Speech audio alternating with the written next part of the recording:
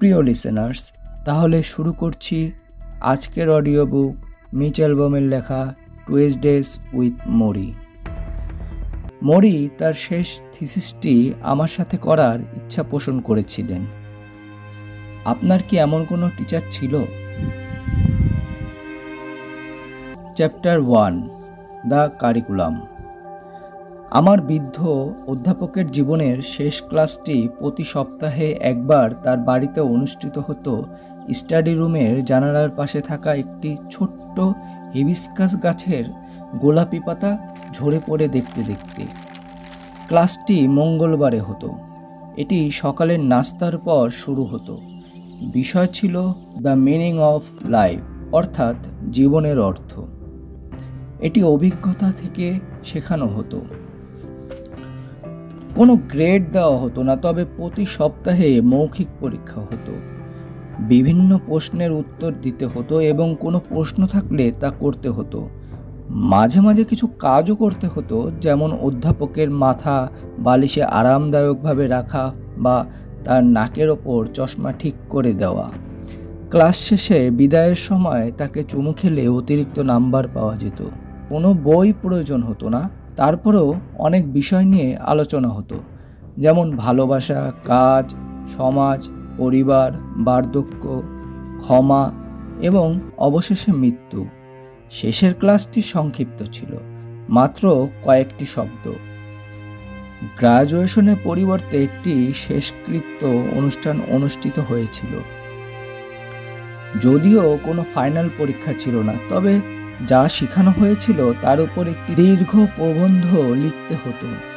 সেই প্রবন্ধটি এখানে উপস্থাপন করা হয়েছে। আমার পুরনো অধ্যাপকের জীবনের শেষ ক্লাসে শুধু একজন ছাত্র ছিল। আমি ছিলাম সেই ছাত্র। 1979 সালের শেষ বসন্তে এক শনিবার গরমের বিকেলবেলা প্রধান ক্যাম্পাসের লনে কাঠের ফোল্ডিং সিস্টেমের যে চেয়ারগুলো হয়, সেই চেয়ারে আমরা শত শত ছাত্র একসঙ্গে পাশাপাশি বসেছিলাম। আমরা নীল রঙের নাইলনের পোশাক পরেছিলাম। দীর্ঘ বক্তৃতা শুনতে শুনতে আমরা ধৈর্য হারিয়ে ফেললেও শুনছিলাম।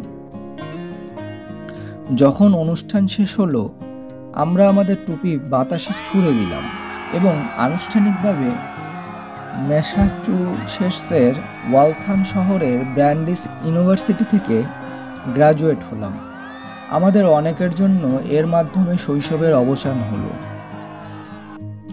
এরপর আমি আমার প্রিয় অধ্যাপক মরির সাথে আমার বাবা মাকে পরিচয় করিয়ে দিলাম।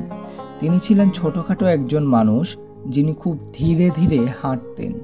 দেখে মনে হতো কোনো ঝড়ো বাতাস তাকে যে কোনো সময় মেঘের উপরে উড়িয়ে নিয়ে যেতে পারে। তার গ্রাজুয়েশনের পোশাকে তাকে বাইবেলে বর্ণিত কোনো নবী বা ক্রিসমাসের ফেরেশতার মতো দেখাচ্ছিল। প্রিয় লিসেনার্স, ক্রিসমাসে যে সান্তা ক্লজের কথা বলা হয় তার সাথে এক ফেরেশতা থাকেন, ওনার কথাই এখানে বলা হয়েছে আর কি। তার ছিল ঝকঝকে নীলাভ সবুজ চোখ, পাতলা রূপালি চুল যা তার কপালের ওপর ঝুলে থাকত, বড় বড় কান, একটি ত্রিভুজাকার নাক এবং ধূসর রঙের ভ্রু। যদিও তার দাঁত বাঁকা ছিল এবং নিচের দাঁতগুলো পেছনের দিকে বাঁকানো, দেখে মনে হতো যেন কেউ কখনো তাকে ঘুষি মেরেছিল। যখন তিনি হাসতেন তখন মনে হতো যেন কেউ তাকে এই পৃথিবীতে প্রথম কৌতুক শোনালো। তিনি আমার বাবা মাকে বললেন যে আমি কিভাবে তার প্রতিটি ক্লাস করতাম। তিনি তাদের বললেন, আপনাদের ছেলে তো স্পেশাল। নিজের প্রশংসায় আমি লজ্জা পেয়ে আমার পায়ের দিকে তাকালাম। চলে যাওয়ার আগে আমি আমার অধ্যাপককে একটি উপহার দিলাম। ব্যাগের সামনের দিকে তার নামের প্রথম অক্ষর খোদাই করা একটি ট্যান ব্রিফকেস। প্রিয় লিসেনার্স, ট্যান ব্রিফকেস হলো লেদারের তৈরি একটি ব্রিফকেস যার ভেতরে দুইটা পার্ট থাকে। আমি এটি আগের দিন একটি শপিং মল থেকে কিনেছিলাম। আমি তাকে ভুলতে চাইনি, হয়তো আমি চাইনি সে আমাকে ভুলুক। ব্রিফকেসটি দেখে তিনি বললেন, মেজ, তুমি খুব ভালো। তারপর তিনি আমাকে জড়িয়ে ধরলেন। আমি তার পাতলা বাহুগুলো আমার পিঠে অনুভব করলাম। আমি তার থেকে লম্বা ছিলাম এবং তাই যখন তিনি আমাকে ধরলেন তখন আমার নিজেকে অন্যরকম মনে হলো আমি অনেক বড়। আমার মনে হতে লাগলো যেন আমি প্যারেন্ট এবং সে চাইল্ড। তিনি জিজ্ঞাসা করলেন আমি তার সাথে যোগাযোগ রাখবো কিনা এবং বিনা দ্বিধায় আমি বললাম, অবশ্যই। যখন তিনি চলে যাচ্ছিলেন আমি দেখলাম যে তিনি কাঁদছেন। প্রিয় লিসেনার্স, ভিডিওটি যদি ভালো লাগে দয়া করে একটি লাইক দিয়ে দিবেন। Chapter 2, the syllabus. 1994 সালের গ্রীষ্মে তিনি তার মৃত্যুর কথা জানতে পেরেছিলেন। মরি এর আরও আগে থেকেই জানতো যে খারাপ কিছু হতে যাচ্ছে। তিনি যেদিন থেকে নাচ ছেড়ে দিয়েছিলেন সেদিন থেকেই এটা জানতো। আমার অধ্যাপক একজন নৃত্যশিল্পী ছিলেন। কোনো মিউজিকই তার কাছে ব্যাপার ছিল না, সেটা রক অ্যান্ড রোল বলো আর বিগ ব্যান্ড বা দি ব্লুজ যেটাই হোক না কেন, সে সব মিউজিকই পছন্দ করতেন। সে চোখ বন্ধ করে সুখানুভূতির হাসি নিয়ে তার নিজের তাল অনুযায়ী নাচত। সব সময় যে তা দেখার মতো হতো তা কিন্তু নয়। নাচের সঙ্গী না থাকলেও তার কোনো সমস্যাই হতো না, সে একাই নাচত। সে বুধবার রাতে প্রায়ই হার্ভার্ডের একটি চার্চে যেত একটি অনুষ্ঠানে, যার নাম ছিল ডান্স ফ্রি। সেখানে আলোর ঝলকানি ছিল, স্পিকার ছিল এবং মরি সাদা টি শার্ট, কালো সুইট প্যান্ট পরে এবং ঘাড়ে একটা সাদা টাওয়েল দিয়ে ছাত্রদের ভিড়ের মাঝে যেই মিউজিকই বাজানো হতো না কেন নাচত। সে জিমি হেন্ড্রিক্সের সুরে লিন্ডি হোপ নাচত, যেন সুর আর নাচের মধ্যে গভীর মিল খুঁজে পেত।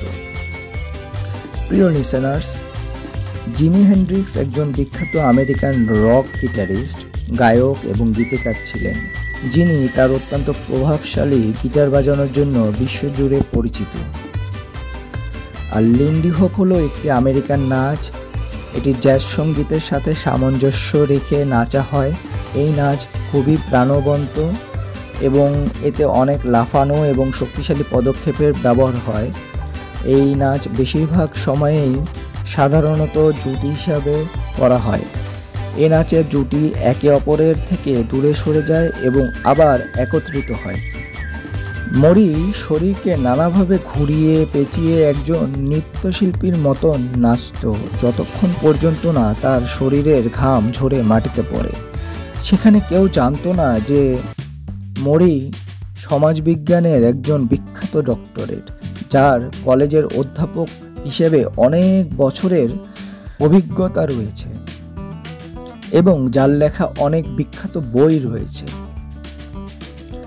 তারা তাকে একজন জেদি বুড়ো হিসেবেই ভাবত। একবার সে একটা ট্যাঙ্গো টেপ কিনেছিল, যেটা সে তাদেরকে স্পিকারে বাজাতে দিয়েছিল এবং স্টেজে ডান্স শুরু করলো। সে একজন হট ল্যাটিন প্রেমিকের মতো একবার সামনে গেল এবং একবার পিছনে আসলো। যখন সে ডান্স শেষ করলো সবাই তাকে করতালি দিল। সে চাইলে ডান্স চালিয়ে যেতে পারত, কিন্তু তখনকার মতো নাচ শেষ হলো। 60 বছর বয়সে তার অ্যাজমা হয়েছিল, তার শ্বাসকষ্ট বেড়ে গিয়েছিল। একদিন চার্লস রিভার নদীর পাশ দিয়ে সে যাচ্ছিল এবং একটা ঠান্ডা হাওয়ার কারণে তার শ্বাসরোধ হয়ে আসছিল। তাকে জলদি হাসপাতালে নেওয়া হলো এবং অ্যাড্রেনালিন ইঞ্জেকশন দেওয়া হলো। কয়েক বছর পর থেকে তার হাঁটতে সমস্যা হতো। এক বন্ধুর জন্মদিনে সে মারাত্মকভাবে হোঁচট খেল। আরেক রাতে সে থিয়েটারের সিঁড়ি থেকে পড়ে যান এবং সেখানে মানুষজনের ছোট একটা ভিড় জমে যায় এবং সবাই অবাক হয়ে নীরব হয়ে দাঁড়িয়ে থাকে। কেউ চিৎকার করে বলল, বাতাস আসতে দাও। তার বয়স তখন 70 বছর ছিল, তাই তারা ফিসফিস করে বলছিল, বয়স হয়েছে, তাকে উঠতে সাহায্য করো। কিন্তু মরি তার নিজেকে সবার থেকে বেশিই জানতো। সে জানতো যে এটা বয়সের জন্য নয়, তার অন্য কিছু হয়েছে যা মোটেই ভালো কিছু নয়। সে সবসময় ক্লান্ত থাকতো, তার ঘুমের সমস্যা হতো, সে স্বপ্নে দেখতো যে সে মারা যাচ্ছে। সে ডাক্তার দেখানো শুরু করলো। তারা তার রক্তের পরীক্ষা করলো এবং তার প্রস্রাব পরীক্ষাও করলো। তারা তার পেছন দিক দিয়ে একটি স্কোপ ঢুকিয়ে তার অন্ত্রের ভিতরে দেখল। তার অন্ত্রের পরীক্ষাও তারা করলো। শেষমেশ তারা কিছুই পেল না। একজন চিকিৎসক তার কাপ মাংসপেশি বায়োপসি করার জন্য বললেন। প্রিয় লিসেনার্স, এখানে কাফ হচ্ছে পায়ের একটা মাসেল। সেই মাসেল এখানে পরীক্ষা করার কথা বলা হয়েছে আর কি। আচ্ছা, যখন ল্যাব রিপোর্ট আসলো তখন তাতে বলা হয়েছিল তার নিউরোলজিক্যাল সমস্যা। ফলে তাকে আরও কতগুলো টেস্ট করতে হলো। এই টেস্টগুলোর মধ্যে একটি হলো তাকে একটি ইলেকট্রিক চেয়ারে বসতে হলো, যেখানে কারেন্টের শক দেওয়া হলো এবং এখানে তাকে তার নিউরোলজিক্যাল রেসপন্স কেমন তা টেস্ট করা হলো। ডাক্তার তার রিপোর্টের দিকে তাকিয়ে বললেন, আমাদের আরও চেক করতে হবে। মরি তাকে জিজ্ঞেস করলেন, কেন, এটা কি? আমরা নিশ্চিত না, তোমার সময় শেষ হয়ে আসছে। তার সময় শেষ হয়ে আসছিল মানে কি? 1994 সালের আগস্টে গরমের সময় মরি এবং তার স্ত্রী সেই নিউরোলজিস্টের অফিসে গেল এবং সে তাদেরকে ভয়ঙ্কর রিপোর্টটি জানানোর আগে বসতে বললেন। মরির ALS হয়েছে, যা একটি দুরারোগ্য ব্যাধি। এই রোগের কোনো প্রতিকার নেই। আমার কি করে রোগ হলো? মরি জানতে চাইল। এর উত্তর কেউই জানতো না। এতে কি জীবন চলে যায়? হ্যাঁ। মরি ডাক্তারকে জিজ্ঞেস করলেন, আমি কি মারা যাচ্ছি তাহলে? উত্তরে ডাক্তার বললেন, হ্যাঁ, আমি খুবই দুঃখিত।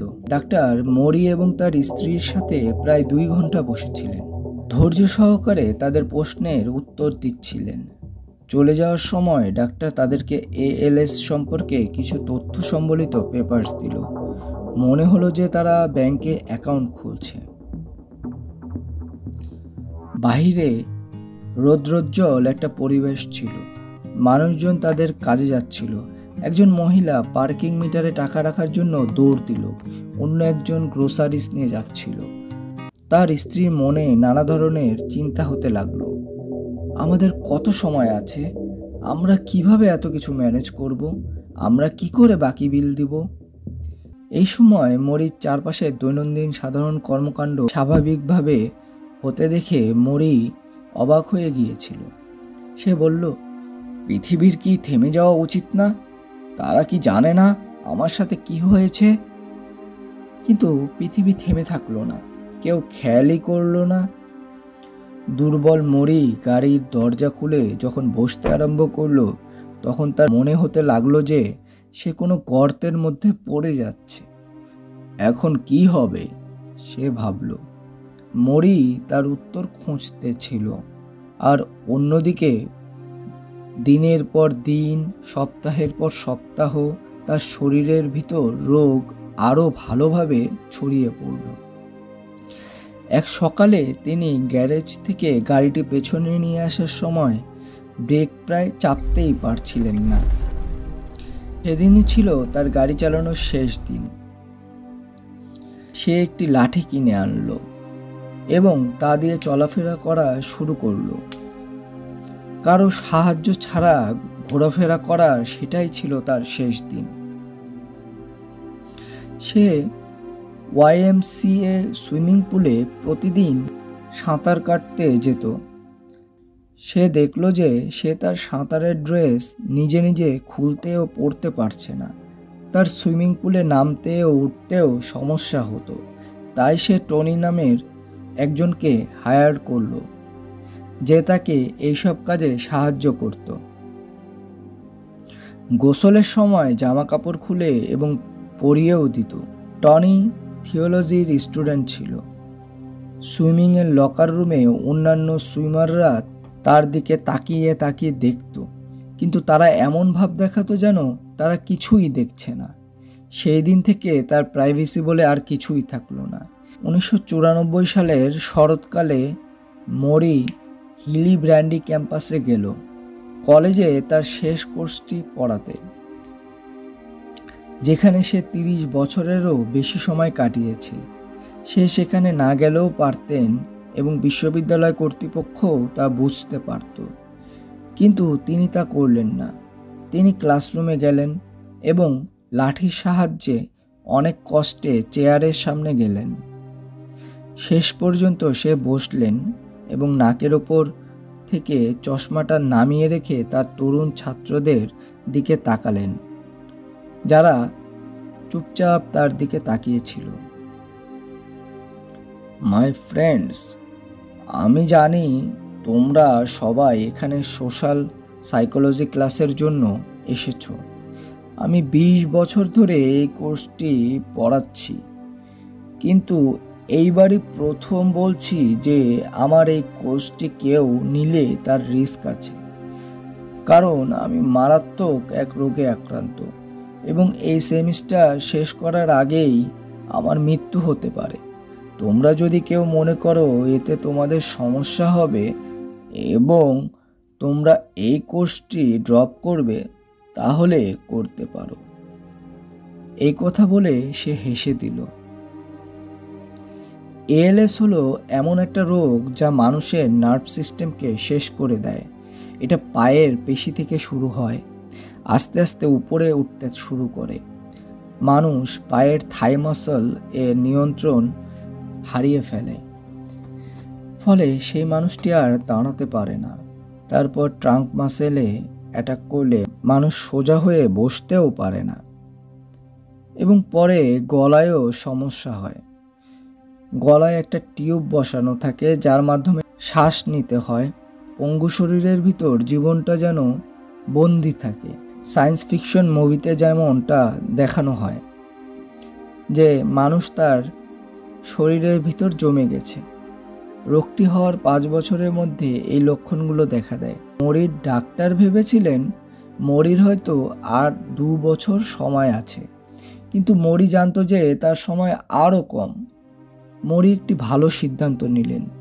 সে তার নিজেকে প্রশ্ন করল, আমি কি এভাবেই শুকিয়ে যাব এবং একদিন শেষ হয়ে যাব, নাকি আমার বাকি সময়টা সবচেয়ে ভালোভাবে পার করব? সে মৃত্যুকে তার শেষ প্রজেক্ট মনে করলেন। মরতে তো সবাইকে হবেই। সে রিসার্চের পাত্র হতে পারে, এ হিউম্যান টেক্সট বুক। আমি যে ধীরে ধীরে মৃত্যুর দিকে এগিয়ে যাচ্ছি এর উপর গবেষণা করো, আমার মাধ্যমে শিক্ষা নাও। মৃত্যু আর জীবনের যে শেষ সেতু আছে সেটা মরি পার করবে আর তার এই জার্নি সম্পর্কে বর্ণনা দিবে। ফল সেমিস্টার দ্রুত শেষ হয়ে গেল। তার ওষুধের পরিমাণও বেড়ে গেল। থেরাপি দেওয়া একটা রেগুলার রুটিন হয়ে গিয়েছিল। মরির শুকিয়ে যাওয়া পায়ের মাসেল অ্যাক্টিভ রাখার জন্য নার্সরা তার বাসায় আসতো। পাগুলো সামনে পিছিয়ে নিয়ে এমনভাবে কাজ করত যেন মনে হতো কুয়া থেকে পানি তুলছে। ম্যাসেজ স্পেশালিস্টরা সপ্তাহে একবার তার বাসায় আসতো। সে মেডিটেশন করা শুরু করলো। তার চোখ বন্ধ করে মেডিটেশনে ডুবে যেত। শ্বাস নিত, ছাড়তো, নিত, ছাড়তো। একদিন সে তার লাঠিটি নিয়ে রাস্তায় বের হন এবং রাস্তার পাশের এক উঁচু জায়গায় তার পায়ের নিচে পড়ে এবং সে পড়ে যায়। তারপর থেকে লাঠির বদলে ওয়াকার ব্যবহার করা শুরু করলো সে। বাথরুমে যেয়ে প্রস্রাব করাটা তার জন্য কষ্টকর হয়ে দাঁড়ায় এবং সে একটি বোতলে প্রস্রাব করত। পাত্রটি ধরে রাখা তার নিজের পক্ষে সম্ভব ছিল না। অন্য একজন তার এই পাত্রটি ধরে রাখত। তার মতো এমন বয়সে ব্যাপারটি বিব্রতকর হলেও সে এই ব্যাপারটি নিয়ে কোনো বিব্রত বোধ করতেন না। তার কাছের কোনো কলিগ তাকে দেখতে আসলে তখন যদি তার প্রস্রাব করার দরকার হতো, তখন মরি তাকে যে তাকে দেখতে এসেছেন তাকে বলতেন যে সে কি তার প্রস্রাবের পাত্রটি একটু ধরতে পারবেন কিনা, নাকি সে মাইন্ড করবেন। তারা মাঝে মাঝে অবাক হয়ে যেত যে তারা এই কাজটি করছে। মৃত্যু এই বিষয়টি নিয়ে আলোচনা করার জন্য তার কতগুলো গ্রুপ ছিল। সেখানে তিনি আলোচনা করতেন মৃত্যু মানে আসলে কি। এ বিষয়ে পুরোপুরি না বুঝেই আমাদের সমাজগুলো কিভাবে একে ভয় পায়।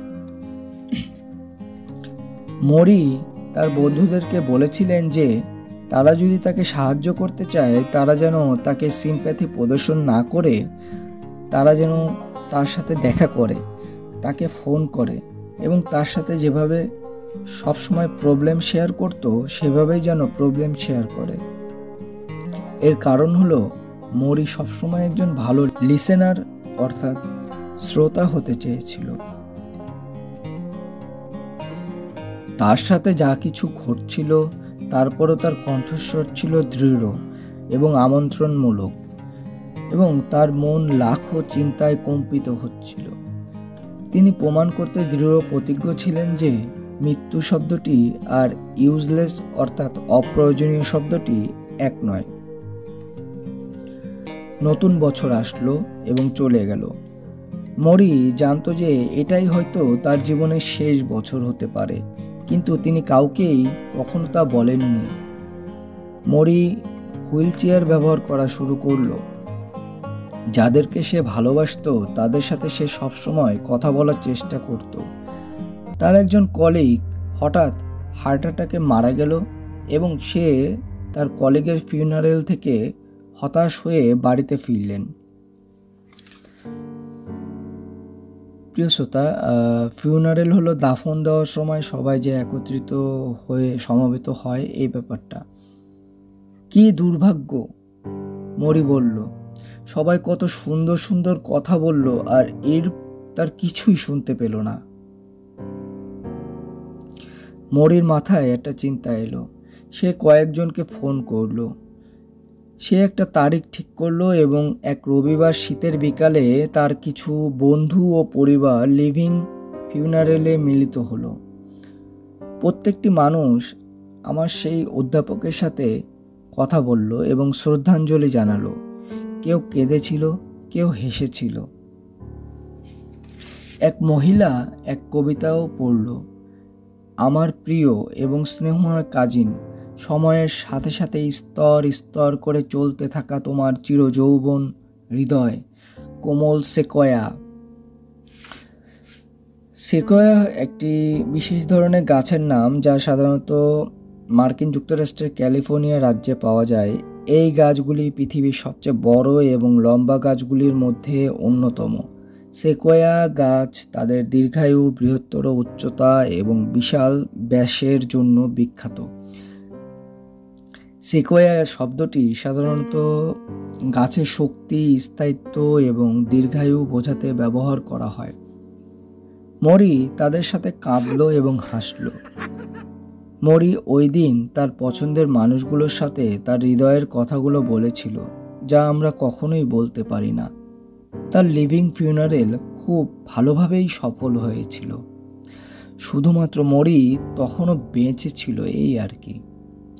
প্রকৃতপক্ষে তার জীবনের সবচেয়ে অসাধারণ অংশটি তখনও বাকি ছিল। প্রিয় লিসেনার্স, অডিও বুকটি যদি ভালো লেগে থাকে তাহলে দয়া করে একটি লাইক করে দিবেন। Chapter 3, the student. আমি যখন আমার কলেজ ছেড়ে চলে আসি তখন আমি শেষবারের মতো আমার প্রফেসরকে আলিঙ্গন করি এবং কথা দিয়েছিলাম যে যোগাযোগ রাখব, কিন্তু আমি আমার কথা রাখতে পারিনি। এখন আমার বলা উচিত আমার সাথে কি ঘটেছিল। আসলে আমি কলেজের অনেকের সাথেই যোগাযোগ রাখতে পারিনি। এদের মধ্যে আছে আমার সেই বন্ধুরাও যাদের সাথে একসাথে বিয়ার খেতাম এবং সেই মেয়েটি যার সাথে আমি জীবনে প্রথমবার ঘুম থেকে একসাথে উঠেছি। গ্রাজুয়েশন শেষ করার পরের বছরগুলোতে আমি অনেকটা বদলে গিয়েছিলাম। আমি গ্র্যাজুয়েশন শেষ করে গর্বের সাথে আমার প্রতিভা বিকাশের উদ্দেশ্যে ক্যাম্পাস থেকে নিউ ইয়র্কের দিকে রওনা দিই।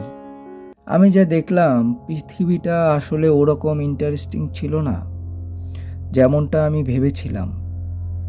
20 বছর বয়সে আমাকে উদ্দেশ্যহীনভাবে ঘুরে বেড়াতে হয়েছিল, ভাড়া দেওয়া লেগেছিল, চাকরির বিজ্ঞাপন পড়ে বেড়াতাম এবং ভাবতাম যে আমি কেন সফল হচ্ছি না। আমি পিয়ানো বাজাতাম এবং একজন বিখ্যাত মিউজিশিয়ান হতে চেয়েছিলাম। আমি বিভিন্ন নাইট ক্লাবে কাজ করেছি যেগুলো প্রায় জনমানবহীন ছিল। অনেকে প্রমিস করে প্রমিস ভেঙে দিত। ব্যান্ড দলগুলো নিজেদের মাঝে ঝগড়ার কারণে ভেঙে যেত এবং প্রডিউসারগণ অন্যদের নিয়ে চিন্তা করত, কিন্তু আমাকে নিয়ে নয়। এসব করতে করতে অনেক বছর পেরিয়ে গেল এবং আমার স্বপ্ন তিক্ত হয়ে গেল। আমি আমার জীবনে প্রথম ব্যর্থ হতে থাকলাম। একই সময়ে আমার প্রিয় মামাটি মারা গিয়েছিলেন। আমার মামা আমাকে মিউজিক শিখিয়েছিলেন, গাড়ি চালানো শিখিয়েছিলেন, মেয়েদের বিষয় নিয়ে আমার সাথে মজা করতেন, আমার সাথে ফুটবল খেলতেন। ছোটবেলা থেকে আমি যার মতো হতে চেয়েছিলাম সে মাত্র 44 বছর বয়সে প্যানক্রিয়েটিক ক্যান্সারে মারা যান। তিনি বেশি লম্বা না হলেও ঘন মোচের কারণে তাকে হ্যান্ডসাম লাগতো। তার জীবনের শেষ বছরে আমি তার সাথেই ছিলাম। তার অ্যাপার্টমেন্টের ঠিক নিচেই আমি থাকতাম। তার সুঠাম শরীরকে শুকিয়ে যেতে দেখেছিলাম। তারপর তার শরীর ফেঁপে উঠেছিল। রাতের পর রাত যন্ত্রণায় তাকে ভুগতে দেখেছি। রাতের খাবারের সময় পেটের ব্যথায় তাকে কুকড়াতে দেখেছি। পেটে চাপ দিয়ে ব্যথায় তার চোখ বন্ধ হয়ে আসতো এবং বলতেন, আহ গড, আহ যিশু। তখন আমি, মামি আর তার 2 ছেলে সেখানে দাঁড়িয়ে তাকে না দেখে অন্যদিকে তাকিয়ে নীরবে প্লেটগুলো পরিষ্কার করতাম। জীবনের আগে আমার কখনো এত অসহায় লাগেনি। মে মাসের এক রাতে আমি এবং মামা তার বাসার বারান্দায় বসেছিলাম। বাতাস বইছিল এবং আবহাওয়া কিছুটা গরম ছিল। মামা দিগন্তের দিকে তাকিয়ে দাঁতে দাঁত চেপে ধরে বলেছিল তার বাচ্চাদের পরের বছরের স্কুল জীবন সে আর দেখতে পারবে না। তিনি আমাকে বললেন যে, তুমি কি আমার বাচ্চাদের দেখে রাখতে পারবে? আমি তাকে বললাম এভাবে কথা না বলতে। সে কষ্টের সাথে আমার দিকে তাকিয়ে রইল। কয়েক সপ্তাহ পর তিনি মারা গেলেন। ফিউনারেলের পর আমার জীবন বদলে গেল। আমার কাছে হঠাৎ করেই সময়ের মূল্য বেড়ে গেল। আমার কাছে মনে হলো যেন আমি বেহুশ হয়ে গেছি। আমার জীবন খোলা নালাতে পানির মতো প্রবাহিত হচ্ছে। আমি নাইট ক্লাবে আর মিউজিক করব না। আমার ঘরে বসে আর গান লিখব না যা কেউ শুনবে না। আমি স্কুলে চলে আসলাম। জার্নালিজমে মাস্টার্স ডিগ্রি করলাম এবং স্পোর্টস রাইটার হিসেবে প্রথম চাকরি নিলাম। নিজের খ্যাতির পিছে না দৌড়িয়ে বিখ্যাত অ্যাথলেটসদের খ্যাতি নিয়ে লিখতাম। আমি পত্রিকায় কাজ করতাম আর মাঝে মাঝে ম্যাগাজিনেও। আমি কোনো সময় আর সীমানা ধরে কাজ করতাম না। আমি সকালে ঘুম থেকে উঠতাম, দাঁত মাজতাম এবং যেই কাপড় পরে রাতে ঘুমাতাম সেই কাপড় পরেই টাইপরাইটারের সামনে বসে যেতাম। আমার মামা একটা কর্পোরেশনে কাজ করতেন এবং প্রতিদিন একই কাজ করতে পছন্দ করতেন না এবং আমি মামার মতো জীবন অতিবাহিত না করার সিদ্ধান্ত নিলাম। আমি নিউ ইয়র্ক থেকে ফ্লোরিডাতে চলে গেলাম এবং ডেট্রয়েট ফ্রি প্রেসে কলামিস্ট হিসেবে একটা চাকরি নিলাম। সেই শহরে খেলাধুলার প্রতি খুব আগ্রহ ছিল যা আমার ইচ্ছার সাথে মিলত। তাদের ফুটবল, বাস্কেটবল, বেসবল এবং হকি খেলার পেশাদার দল ছিল। কয়েক বছরের মধ্যে আমি শুধু কলামিস্টই ছিলাম না, আমি খেলাধুলার উপর বইও লিখতে শুরু করলাম, রেডিও শো করতাম এবং প্রতিদিনই আমাকে টিভিতেও দেখা যেত। ধনী ফুটবল খেলোয়াড়দের নিয়ে এবং কলেজের ক্রীড়া অনুষ্ঠান নিয়ে কথা বলতাম। আমি তখন মিডিয়া ব্যক্তিত্ব হয়ে গিয়েছিলাম। যার প্রভাবে পুরো দেশ ডুবে গিয়েছিল। আমার চাহিদা ছিল, কোনো কিছু ভাড়া করা আমি বন্ধ করে দিয়েছিলাম। তার বদলে আমি কেনা শুরু করলাম। আমি পাহাড়ে একটা ঘর কিনলাম, একটা গাড়ি কিনলাম। আমি শেয়ার মার্কেটে বিনিয়োগ করলাম এবং পোর্টফোলিও বানালাম। বিনিয়োগ পোর্টফোলিও হলো কোনো ব্যক্তির বা প্রতিষ্ঠানের বিভিন্ন বিনিয়োগের সংগ্রহ। উদাহরণ হিসেবে বলা যায়, তার বিনিয়োগ পোর্টফোলিওতে বিভিন্ন ধরনের স্টক এবং বন্ড রয়েছে। আমি অনেকটা ব্যস্ত হয়ে উঠলাম। সর্বোচ্চ গতিতে এবং দক্ষতার সঙ্গে নির্দিষ্ট সময়সীমার মধ্যে আমি আমার কাজ সম্পন্ন করতাম। আমি দানবের মতো ব্যায়াম করতাম। আমি আমার গাড়ি দ্রুত গতিতে চালাতাম। আমি যতটা কল্পনা করেছিলাম তার চেয়ে বেশি টাকা উপার্জন করতাম। আমি জেনাইন নামে একটি কালো চুলের মেয়ের সঙ্গে পরিচিত হলাম। আমার ব্যস্ততা এবং ক্রমাগত অনুপস্থিতির পরও সে আমাকে ভালোবাসতো। আমরা 7 বছরের প্রেমের পর বিয়ে করলাম। বিয়ের 1 সপ্তাহ পরে আমি কাজে ফিরে গেলাম। আমি তাকে এবং নিজেকে বলেছিলাম যে একদিন আমরা পরিবার শুরু করব, যা সেও খুব চেয়েছিল। কিন্তু সেই দিনটি আর কখনো আসেনি। এর পরিবর্তে আমি নিজেকে সফলতা অর্জনের মাঝে ডুবিয়ে দিলাম, কারণ আমি বিশ্বাস করতাম যে সাফল্য অর্জনের মাধ্যমে আমি সব কিছু নিয়ন্ত্রণ করতে পারবো। এভাবেই আমি সব সুখ অর্জন করতে পারবো, আমার অসুস্থ হয়ে মারা যাওয়ার আগ পর্যন্ত। আমি ধরে নিয়েছিলাম যে আমার মামা যেমন করে মারা গিয়েছিল, আমার ভাগ্যেও ঠিক তেমনই হবে। মোড়ের ব্যাপারে, হ্যাঁ, আমি মাঝে মাঝে তার কথা ভাবতাম যে তিনি আমাকে মানবিকতা এবং অন্যদের সাথে সম্পর্ক এগুলো বিষয়ে যা শিখিয়েছিলেন। কিন্তু তা সবসময় দূর থেকে, সবসময় মনে হতো যে সে যেন আমার অন্য জীবনের ঘটনা। সারা বছর ব্রান্ডাইস ইউনিভার্সিটি থেকে আসা সব মেইল আমি ফেলে দিতাম। ভাবতাম তারা শুধু টাকা চাইছে। তাই আমি মরির অসুস্থতার ব্যাপারে জানতাম না। যারা আমাকে জানাতে পারতো তারা অনেক আগেই আমাকে ভুলে গিয়েছিল। তাদের ফোন নম্বরগুলো চিলেকোঠার কোনো এক বাক্সে ছিল। এভাবেই হয়তো চলতে থাকতো যদি না এক রাতে আমি টিভি চ্যানেল পাল্টাতে পাল্টাতে হঠাৎ কিছু শুনে না থামতাম। Chapter 4, audio visual. March 1995। ABC টিভির নাইট লাইন এর হোস্ট টেড কপেলকে বহনকারী একটি লিমোজিন ম্যাসাচুসেটসের ওয়েস্ট নিউটনে মরির বাড়ির বরফে আচ্ছাদিত কার্ভের সামনে এসে থামল। কার্ভ হলো ফুটপাতের পাশের অংশ যেখানে ফুটপাত এবং রাস্তা মিলিত হয়। মরি তখন পুরোপুরি হুইলচেয়ার ব্যবহার করতেন। তাকে চেয়ার থেকে বিছানায় এবং বিছানায় থেকে চেয়ারে ভারী বস্তার মতো তুলে নিয়ে যেতে হতো। খাওয়ার সময় তিনি কাশতেন এবং চিবানো একটি কষ্টকর কাজ হয়ে দাঁড়িয়েছিল। তার পা সম্পূর্ণ নিষ্ক্রিয় ছিল। তিনি আর হাঁটতে পারতেন না। তবুও তিনি হতাশ হননি, বরং মরি হয়ে উঠেছিলেন বিভিন্ন আইডিয়ার এক কেন্দ্রবিন্দু। তিনি হলুদ নোটপ্যাড, খাম, ফোল্ডার, স্ক্র্যাপ পেপার ইত্যাদিতে তার চিন্তাগুলো লিখে রাখতেন। সবাই কিভাবে মৃত্যুকে সামনে রেখে বাঁচবে তিনি সেই বিষয়ে ছোট ছোট সহজ কথায় দার্শনিক চিন্তা লিখতেন। যেমন, আপনি যা করতে সক্ষম এবং যা করতে অক্ষম তা মেনে নিন।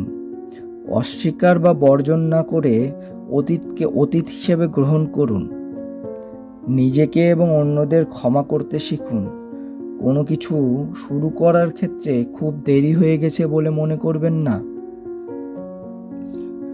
কিছুদিন পর তার কাছে 50টিরও বেশি এই ধরনের অফরিজম জমা হয়ে গিয়েছিল, যা তিনি তার বন্ধুদের সাথে শেয়ার করতেন।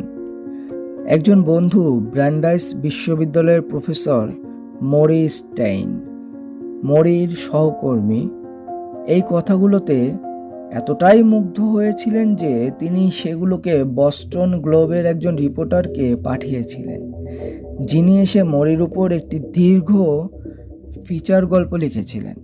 শিরোনামটি ছিল এরকম: একটি অধ্যাপকের শেষ কোর্স, তার নিজের মৃত্যু। লেখাটি ওয়াশিংটন ডিসিতে টেড কোপেলের কাছে নিয়ে এসেছিল একটি নাইটলাইন শোর প্রডিউসার। এটা দেখুন, প্রডিউসার বললেন। পরের খবর তো আপনি জানতেই পারলেন। মরির বাড়িতে ক্যামেরাম্যান ছিল এবং কোপেলের লিমোজিন তার বাড়ির সামনে ছিল। মরির কয়েকজন বন্ধু এবং পরিবারের সদস্য কোপেলের সাথে দেখা করার জন্য একত্রিত হয়েছিল, এবং যখন সেই বিখ্যাত ব্যক্তি বাড়িতে প্রবেশ করলেন, মরি ছাড়া সবাই উৎসাহে চিৎকার দিয়ে উঠল। মরি হুইল চেয়ার করে আস্তে আস্তে সামনে আগালেন ও তার ভ্রু তুললেন এবং সকলকে থামিয়ে দিয়ে কথা বলে উঠলেন। টেড, আমার এই সাক্ষাৎকার নেওয়ার আগে আপনাকে আমার চেক করতে হবে, মরি বলল। সব চুপচাপ হয়ে গেল এবং দুইজন লোক ঘরে প্রবেশ করলো এবং দরজা বন্ধ করে দেওয়া হলো। বাইরে বন্ধুদের মধ্যে একজন আরেকজনকে বলে উঠল, আশা করি টেড মরির সাথে ভালো ব্যবহার করবে। আমি আশা করব মরি টেডের সাথে ভালো ব্যবহার করবে, অন্যজন বলে উঠল। অফিসার ভিতরে মরি টেডকে বসতে বললেন এবং পেটের উপর হাত রেখে হাসতে আরম্ভ করলেন। তোমার হৃদয়ের কাছাকাছি আছে এমন কিছু আমাকে বলো, মরি বলল। আমার হৃদয়ের? টেড বৃদ্ধ মরিকে ভালো মতো পর্যবেক্ষণ করলেন। ঠিক আছে। তারপর সে তার সন্তানদের বিষয়ে বলতে আরম্ভ করলেন। তারা তো তার হৃদয়ের খুব কাছের, তাই না?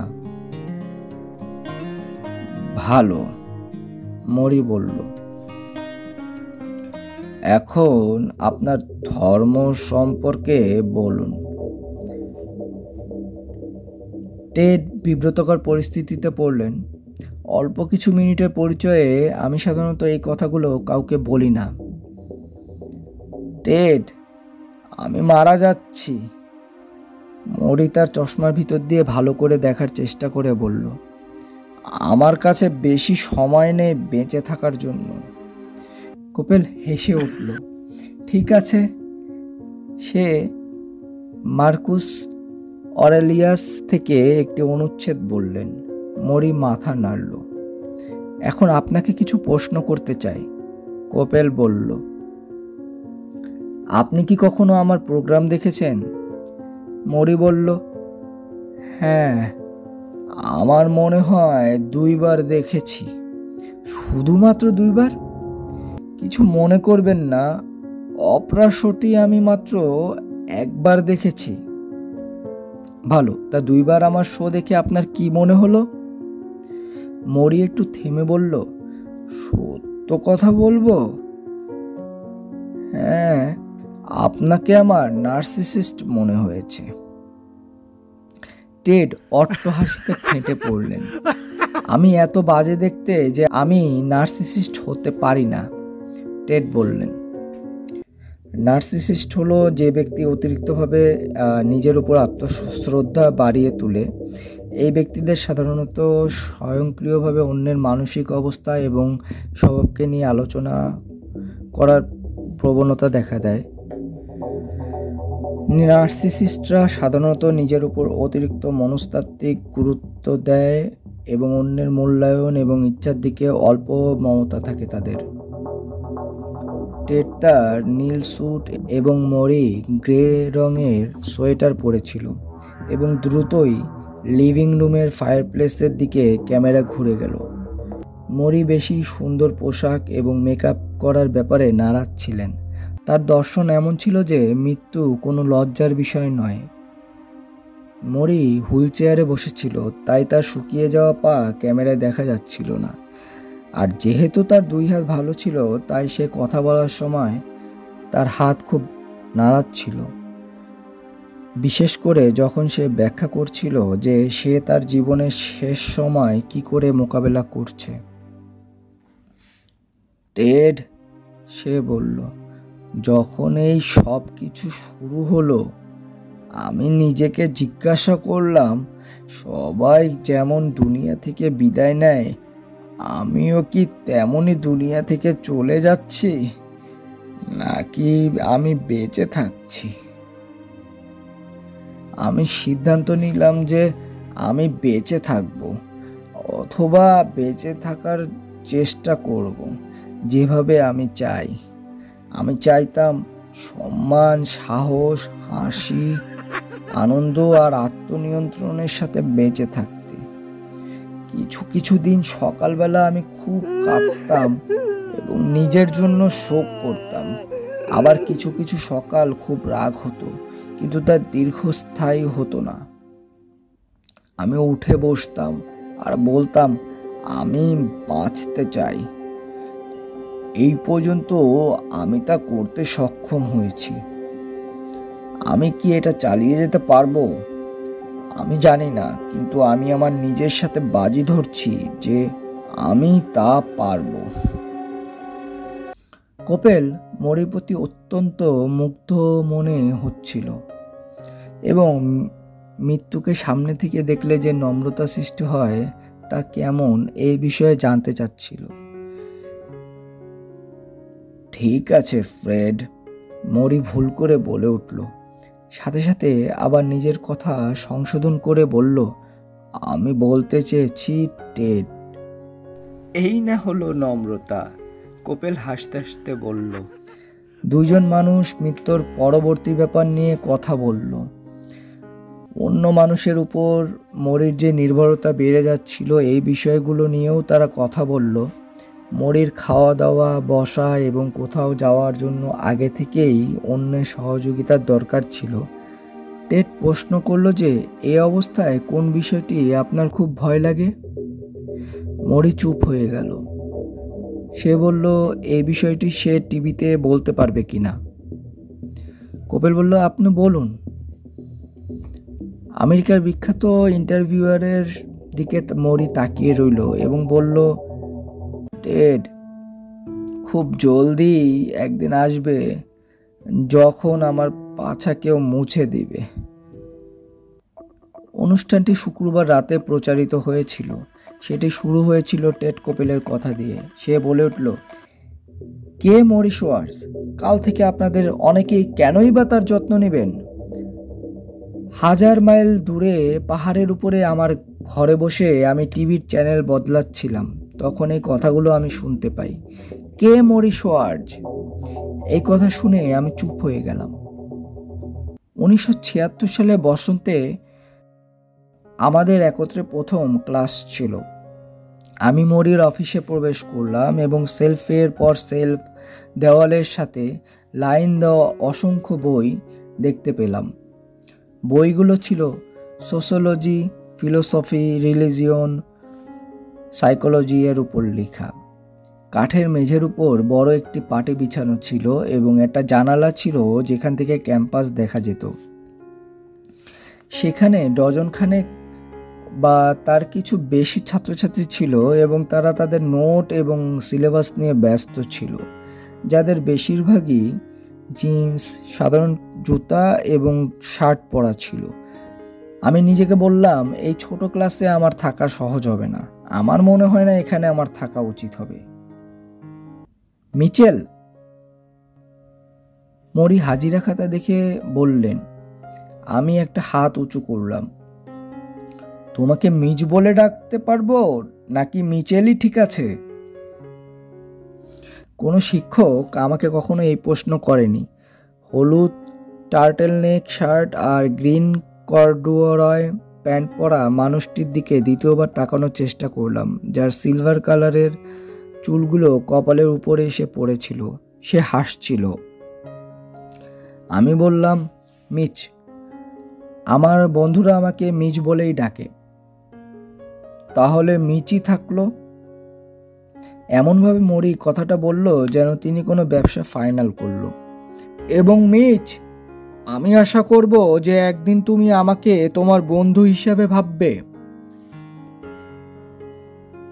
প্রিয় লিসেনার্স, ভিডিওটি যদি আপনাদের ভালো লেগে থাকে তাহলে ভিডিওটিতে দয়া করে একটি লাইক ও সাবস্ক্রাইব করবেন।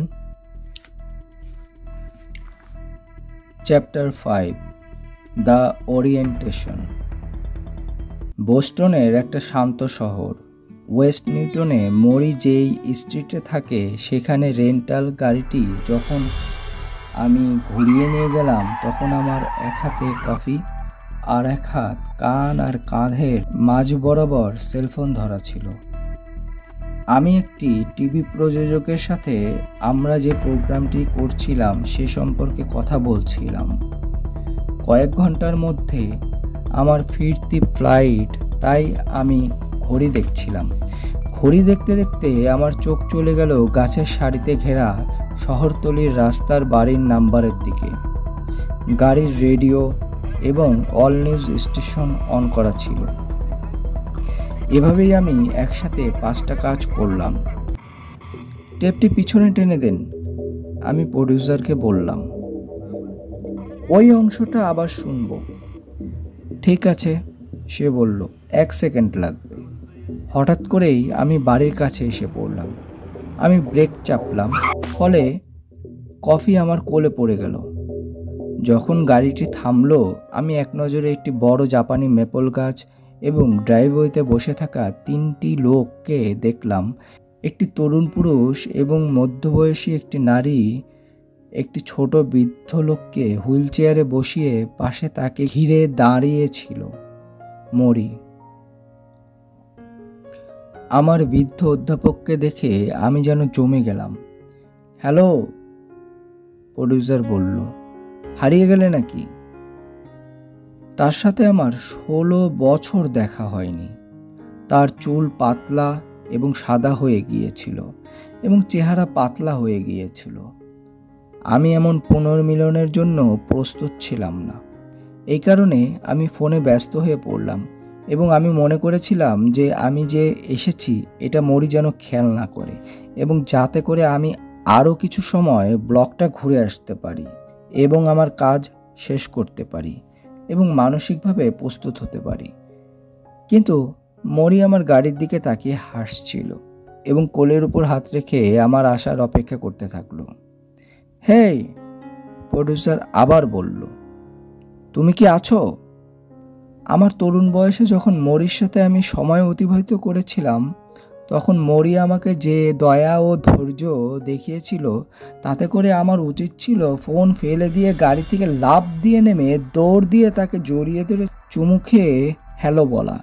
কিন্তু আমি তা না করে আমি গাড়ির ইঞ্জিন বন্ধ করে দিয়ে সিট থেকে নিচু হয়ে ঝুঁকে রইলাম যেন আমি কিছু খুঁজছি।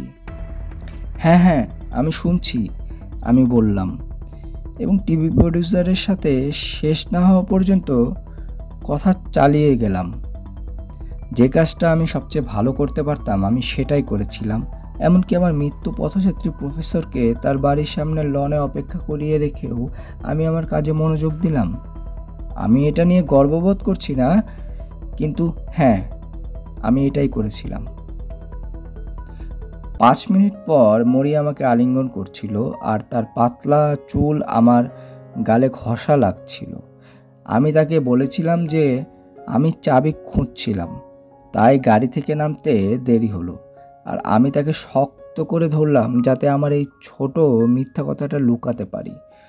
যদিও বসন্তের রোদে গরম লাগছিল তারপরও সে শীতের পোশাক পরা ছিল এবং তার পাগুলো কম্বল দিয়ে ঢাকা ছিল।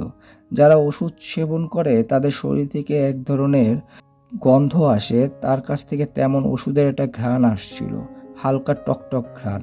আমার কাছে এসে সে তার মুখ দিয়ে একটা চাপ দিল। আমি তার শ্বাসকষ্টের আওয়াজ আমার কানে পাচ্ছিলাম। আমার পুরনো বন্ধু, সে বলল, শেষমেশ তুমি ফিরে এলে। আমি যখন তার দিকে ঝুঁকলাম সে এমনভাবে আমার কনুই বরাবর হাত বাড়িয়ে দিলেন যেন আমাকে আর যেতে দিবেন না। এত বছর পর এমন স্নেহ দেখে আমি বিস্মিত হলাম। আমার বর্তমান ও অতীতের মধ্যে গড়া পাথরের দেয়ালগুলির কারণে আমি ভুলে গিয়েছিলাম আমরা একসময় কতটা ঘনিষ্ঠ ছিলাম। আমি স্নাতক দিবস, ব্রিফকেস আমার চলে যাওয়াতে তার চোখের জল মনে করলাম এবং আমি সব মেনে নিলাম, কারণ আমি ভালো করেই জানতাম যে আমি তার সেই ভালো ছেলেটি ছিলাম না যে কিনা তাকে উপহার দিয়েছিল। আমি শুধুমাত্র এটাই আশা করছিলাম যে পরবর্তী কয়েক ঘন্টা তাকে এইসব কিছু বুঝতে না দিয়ে আমি যাতে চালিয়ে যেতে পারি। ঘরের ভিতর ডাইনিং রুমের জানালার পাশে আমরা যে টেবিলে বসলাম সেখান থেকে জানালা দিয়ে প্রতিবেশীর ঘর দেখা যেত। মরি তার হুইল চেয়ারে আরাম করে বসার চেষ্টা করলো। তার স্বভাবসুলভভাবেই সে আমাকে খাবার দেওয়ার চেষ্টা করলো এবং আমি বললাম অলরাইট। তার সাহায্যকারীদের মধ্যে কোনি নামের একজন ইতালিয়ান মহিলা রুটি এবং টমেটো কাটলো এবং চিকেন সালাদ, হামাস এবং টেবুলির পাত্রগুলো নিয়ে আসলো। প্রিয় শ্রোতা, এখানে হামাস এবং টেবুলি এটা এক ধরনের খাবারের নাম। সে কিছু ওষুধও নিয়ে আসলো। মরি এগুলোর দিকে তাকালো এবং দীর্ঘ নিঃশ্বাস ছাড়লো। আমি যেমন দেখেছিলাম তার চোখগুলো তেমন ছিল না, তার থেকে বেশি গর্তের ভিতরে ঢুকে গিয়েছিল এবং তার গালের হাড়গুলো বোঝা যেত।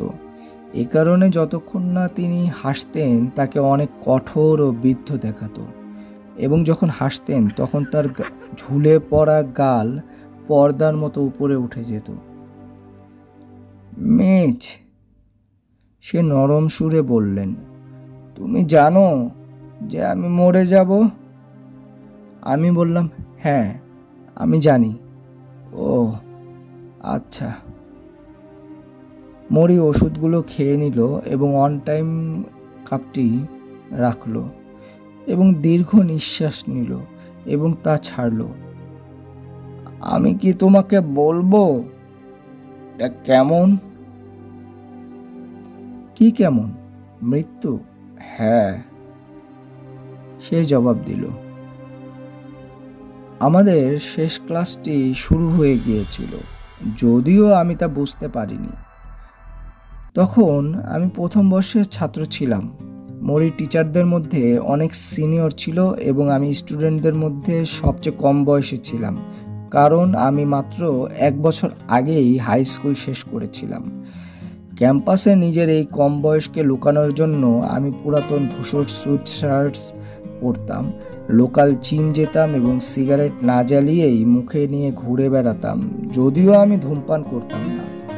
আমি একটা পুরাতন মার্কিউরি কুগার গাড়ি চালাতাম যার জানালা নামানো থাকতো এবং উচ্চ শব্দে মিউজিক বাজতে থাকতো।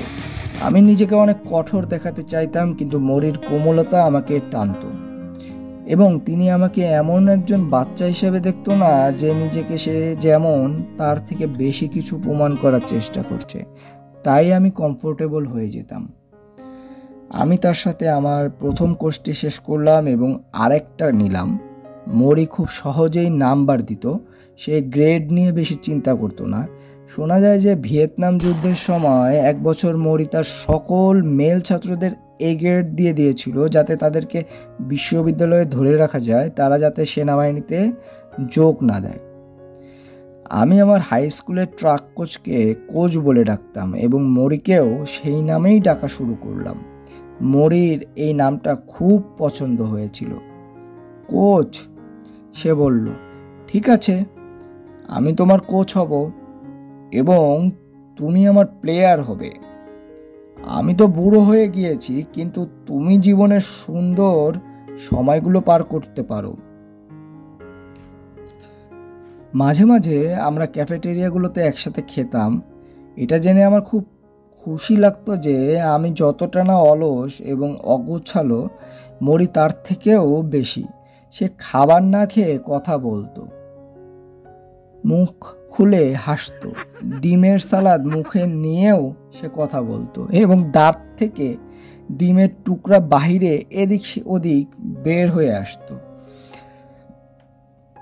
যতদিন থেকে আমি মরিকে জানি ততদিন থেকে আমার একটাই ইচ্ছা, আর তা হলো মরিকে জড়িয়ে ধরা এবং ন্যাপকিন দেওয়া।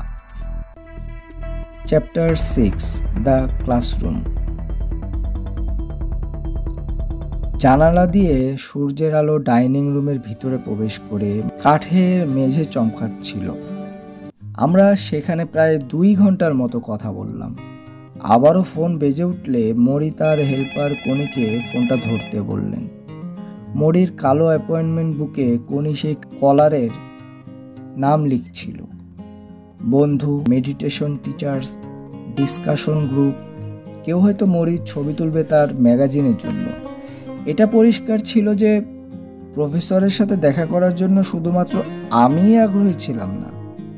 নাইট লাইন আসাতে তো সে অনেকটা সেলিব্রিটি হয়ে গিয়েছেন, কিন্তু আমি ইমপ্রেসড হয়েছিলাম বা সম্ভবত কিছুটা পরিমাণে ঈর্ষান্বিতও হয়েছিলাম মরির বন্ধু বান্ধব নিয়ে। আমি আমার কলেজের বন্ধু বান্ধবদের মনে করতে লাগলাম, তারা কোথায় চলে গেল। মিচ, তুমি জানো যে আমি এখন যখন মারা যাচ্ছি তখন আমি মানুষজনের কাছে বেশি পছন্দের হয়ে উঠেছি। তুমি সবসময়ই পছন্দের ছিলে। ওহো, মরি হাসলো। তুমি খুব ভালো। না, আমি ভালো না, আমি মনে মনে ভাবলাম। আসলে ব্যাপারটা হলো এই যে লোকজন আমাকে ব্রিজের মতো দেখে। আমি আগের মতো করে বেঁচেও নেই, কিন্তু আমি মৃতও নয়। আমি এক ধরনের মাঝামাঝি অবস্থায় আছি। সে কাশলো, তারপর আবার তার মুখে হাসি ফিরে এলো। আমি এক অন্তিম মহাযাত্রায় আছি, আর মানুষজন জানতে চায় এই যাত্রার সময় তাদের সাথে কি রাখতে হবে। আবারও ফোন বেজে উঠল। মরি, আপনি কি কথা বলতে পারবেন?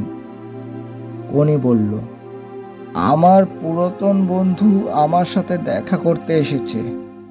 সে বলল, তাদেরকে পরে কল করতে বলো। কেন তিনি আমাকে এত আন্তরিকভাবে গ্রহণ করেছিলেন তা আমি আপনাদেরকে বলতে পারবো না। আমি ছিলাম সেই ছাত্র যে কথা দিয়ে কথা রাখতে পারেনি, যে তাকে 16 বছর আগে ছেড়ে চলে গিয়েছিল। যদি টিভি শো নাইট লাইন না হতো, মরির হয়তো আমাকে আর কখনোই দেখা হতো না। এটার জন্য আমার কাছে কোনো ভালো অজুহাত ছিল না, শুধু সেই অজুহাত ছাড়া যা আজকাল প্রায় সবারই থাকে, আর তা হলো আমি আমার নিজের জীবনের মোহে খুব বেশি জড়িয়ে পড়েছিলাম। আমি ব্যস্ত ছিলাম। কি হয়েছে আমার? আমি নিজেকেই প্রশ্ন করলাম। মরির উঁচু, গভীর ও মোলায়েম কণ্ঠস্বর আমাকে আমার বিশ্ববিদ্যালয় জীবনে ফিরিয়ে নিয়ে গেল, যখন আমি ভাবতাম ধনী লোকেরা খারাপ, যেখানে আপনি মোটরসাইকেলে উঠে প্যারিসের রাস্তায় ও তিব্বতের পাহাড়ে হাওয়া গায়ে লাগিয়ে ঘুরে বেড়াতে পারেন, সেখানে শার্ট ও টাই হলো কারাগারের পোশাক এবং স্বাধীনতা ছাড়া জীবন, আর তা মোটেও ভালো জীবন নয়। কি হয়েছে আমার? 80-র দশক পেরিয়ে গেল, 90-এর দশকও পেরিয়ে গেল। এর মাঝে আমি মৃত্যু, অসুস্থতা, মোটা হওয়া এবং টাক পড়া সবই দেখলাম। আমি বড় বেতনের জন্য অনেক স্বপ্নকে ত্যাগ করেছিলাম এবং কখনোই বুঝতে পারিনি যে আমি এটা করছি। তবুও মরির কণ্ঠে আমাদের কলেজ জীবনে সেই সময়গুলো এমনভাবে ফুটে উঠছিল যেন আমি কেবল একটা দীর্ঘ ছুটি থেকে ফিরে আসলাম। তুমি কি এমন কাউকে পেয়েছো যাকে তুমি তোমার হৃদয়ের কথা বলতে পারো? মরি জিজ্ঞাসা করল। তুমি কি তোমার সমাজকে কিছু দিচ্ছ? তুমি কি তোমার নিজেকে নিয়ে সুখে আছো? তুমি কি ভালো থেকে আরো ভালো মানুষ হওয়ার চেষ্টা করতেছো? আমি একটু নড়েচড়ে উঠলাম। আমি বোঝাতে চেয়েছিলাম যে আমি এই ব্যাপারগুলো নিয়েই কাজ করছি। আমার কি হয়েছে? আমি একবার নিজেকে কথা দিয়েছিলাম যে আমি টাকার জন্য কাজ করব না, আমি শান্তির সৈনিক হব, যাতে করে আমি সুন্দর এবং ইন্সপাইরেশনাল জায়গায় থাকতে পারি। এর পরিবর্তে আমি ডেট্রয়েটে 10 বছর ছিলাম। একই ব্যাংকে যেতাম, একই নাপিতের কাছে যেতাম। আমি 37 বছরের ছিলাম এবং কলেজের থেকেও অনেক বেশি দক্ষ কর্মী ছিলাম, যে সবসময় কম্পিউটার, মডেম আর সেলফোন নিয়ে ব্যস্ত থাকত। আমি এমন ধনী ক্রীড়াবিদদের সম্পর্কে লিখতাম যারা বেশিরভাগ সময় আমাদের মতো সাধারণ মানুষের প্রতি মোটেও আগ্রহ দেখাতো না। আমার সহকর্মীদের মধ্যে আমি আর কম বয়সী ছিলাম না। আমাকে আর নিজেকে বড় দেখানোর জন্য গ্রে সুইট শার্টস পরে এবং সিগারেট না ধরিয়ে মুখে নিয়ে ঘুরে বেড়াতে হতো না। স্যান্ডউইচ খেতে খেতে জীবনের রহস্য নিয়ে লম্বা আলোচনা করতে হতো না। আমার দিনগুলি পরিপূর্ণ ছিল, কিন্তু ভিতরে ভিতরে আমি অসন্তুষ্টই ছিলাম। কি হয়েছে আমার কোচ? হঠাৎ করে আমি বলে উঠলাম। নামটি মনে পড়ে গেল। মরির চেহারা খুশিতে ভরে গেল। হ্যাঁ, আমি এখনো তোমার কোচ। সে হেসে উঠল এবং আবার খাওয়া শুরু করলো। যেই খাবার সে খাওয়া শুরু করেছিল 40 মিনিট আগে। আমি তখন তাকে দেখলাম যে তার হাতগুলো কাঁপছে, যেন সে নতুন নতুন হাত দিয়ে খাবার খাওয়া শিখছে। সে চাকু দিয়ে ভালোভাবে চাপ দিতে পারছিল না। তার আঙ্গুলগুলো কাঁপছিল। প্রতিটি কামড় তার জন্য এক একটি সংগ্রামের ছিল। খাবার গিলার আগে সে ভালো করে চাবিয়ে নিত এবং মাঝে মাঝে ঠোঁটের ফাঁক দিয়ে খাবার বেরিয়ে আসতো। তাই তাকে তার হাতের জিনিসটি রেখে মুখ মুছে নিতে হতো। তার হাতের কবজি থেকে আঙ্গুলের জয়েন্ট পর্যন্ত চামড়ায় বয়সের ছাপ ছিল। চামড়াটা লুজ ছিল। চিকেন স্যুপে হাড়ের সাথে চামড়া যেমন ঝুলে থাকে, ঠিক তেমনইভাবে ঝুলছিল। কিছুক্ষণ ধরে আমরা খেতে থাকলাম। একজন অসুস্থ বৃদ্ধ লোক এবং একজন স্বাস্থ্যবান যুবক। আমরা দুইজনেই যেন রুমের শান্তিকে অনুভব করছিলাম। আমি বলতে পারি এই নীরবতা বিব্রতকর ছিল এবং আমার মনে হলো যে এটা শুধু আমার জন্যই বিব্রতকর ছিল। মরি হঠাৎ করে বলে উঠল, মিচ, মৃত্যুই একমাত্র ব্যাপার যেটা নিয়ে দুঃখ করা উচিত। অসুখী জীবনযাপন করা অন্য ব্যাপার। আমার সাথে যারা দেখা করতে আসে তাদের বেশিরভাগই অসুখী। কেন? আমি বললাম, আসলে আমাদের যে সংস্কৃতি রয়েছে তা মানুষজনকে তাদের নিজেদের সম্পর্কে ভালো বোধ করায় না। আমরা ভুল শিক্ষা দিচ্ছি। আমাদের এটি বলার মতো যথেষ্ট শক্তিশালী হতে হবে যে সংস্কৃতি যদি কাজ না করে তবে তা গ্রহণ করবেন না। নিজের কালচার সৃষ্টি করো। বেশিরভাগ লোকই তা করে না। বেশিরভাগ লোক আছে যারা আমার থেকেও অসুখী, এমনকি বর্তমান অবস্থায় আমি যেমন আছি তার থেকেও। হতে পারে আমি মারা যাচ্ছি, কিন্তু আমার চারপাশে যারা আছে তারা আমাকে ভালোবাসে, আমার যত্ন নেয়। কতজন মানুষ আছে যে এমন কথা বলতে পারবে? আমি তার সম্পূর্ণ আত্মদুঃখ বোধহীনতা দেখে অবাক হয়েছিলাম। মরি, যে আর নাচতে, সাঁতার কাটতে, গোসল করতে বা হাঁটতে পারতো না। মরি, যে আর নিজে নিজে দরজা খুলতে, গোসলের পর নিজের শরীর মুছতে বা বিছানায় এক পাশ থেকে আরেক পাশ করতে পারতো না। সে কিভাবে সবকিছু এতটা সহজে গ্রহণ করতে পারত? আমি দেখছিলাম সে কাঁটা চামচ দিয়ে একটা টমেটো তুলতে চেষ্টা করছিল। প্রথম 2 বার মিস করলো। দৃশ্যটা করুণ। তবুও আমি অস্বীকার করতে পারছিলাম না যে তার উপস্থিতিতে বসে থাকা ছিল প্রায় জাদুকরী শান্তিময়, একই শান্ত বাতাস যা আমাকে কলেজে ফিরিয়ে নিয়ে গিয়েছিল। অভ্যাসগত কারণেই আমি আমার ঘড়ির দিকে নজর দিলাম। আমার দেরি হয়ে যাচ্ছিল। আমি বাড়ি ফেরার প্লেনের রিজার্ভেশন পরিবর্তন করার কথা ভাবছিলাম। তখন মরি এমন কিছু করলো যা আজও আমাকে তাড়া করে। তুমি জানো আমার মৃত্যু কিভাবে হবে? সে বলল। আমি আমার ভ্রু উপরে তুললাম। শ্বাসরোধ হয়ে আমার মৃত্যু হবে।